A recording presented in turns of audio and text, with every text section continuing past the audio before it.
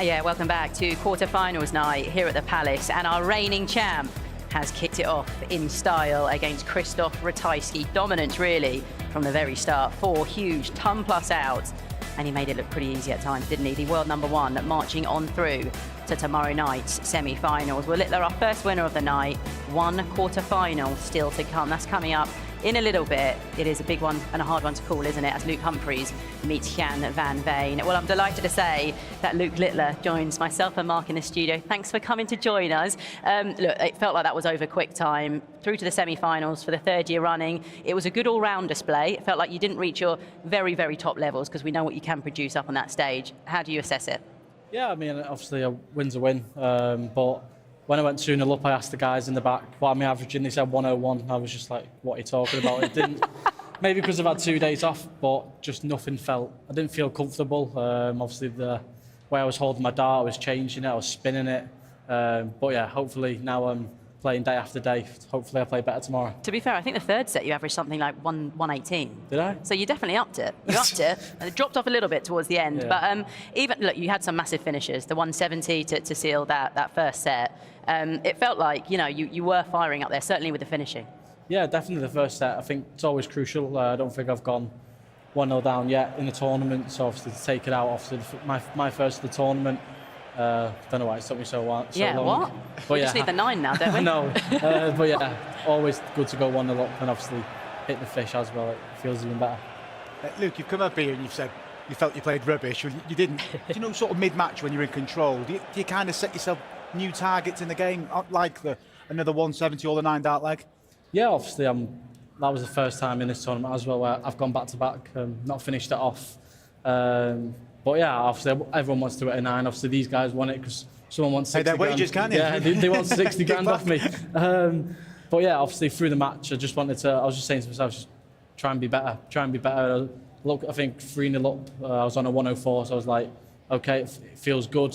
But yeah, still throughout the match, it just didn't feel like anything. It was interesting to say, do you look at averages a lot in breaks and stuff? Is that what spurs you want? If it's high, you want to keep it high. If it's low, get it up there. Is that what you do in the break? Not really, but obviously when I was 2-0 up, it didn't feel good. Obviously, like I said, I was changing my throw, I was spinning it, holding it at the front of the back.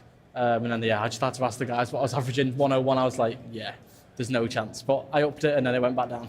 Talking about how you're holding the dart, will that change then ahead of tomorrow? Are you going to throw in the daytime at all? I don't know. We don't have a dartboard in the house. We've just been chilling out. So I think that's where it comes from. Obviously, I've not played for 2 nights, and obviously you like to play day after day. Yeah.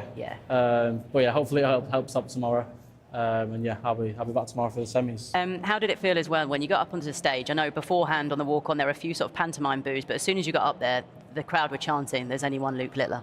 Yeah, the crowd were very good tonight. Obviously, it's New Year, so obviously must be some new fans. Maybe it's you. Yeah. Well, yeah, the fans were great. I was good. And yeah, we move on to tomorrow. Yeah.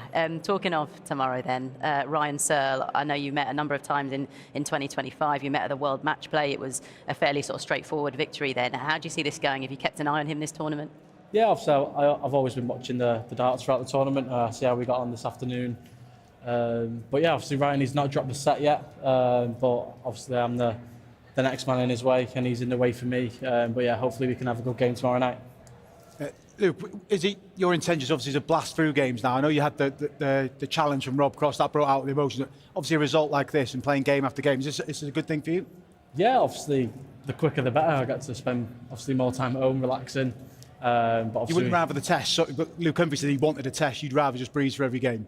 I had a test last round, so this round I wanted it straightforward, and it was straightforward. But fair play to Krzysztof. He's got to the quarterfinals for the very first time. He can be very happy. But yeah, I'm even more happy into the semi-final once again. We've still got 1 quarter-final to go here. You know the deal. When you're here in the studio, you turn into a pundit, all right? You were the best pundit going because you've played these guys. You know all about them. How do you see this last quarter-final going? Come on, no sitting on the fence up here. Jan van Veen. Oh, really? Yes. Okay, is that because of the kind of recent head-to-head record? How he's been playing? I've seen the head-to-head before, but I don't know. Obviously, Luke said at the Grand Slam he's going to win the World Championships, so there's pressure there. But yeah, I think it'll go all the way.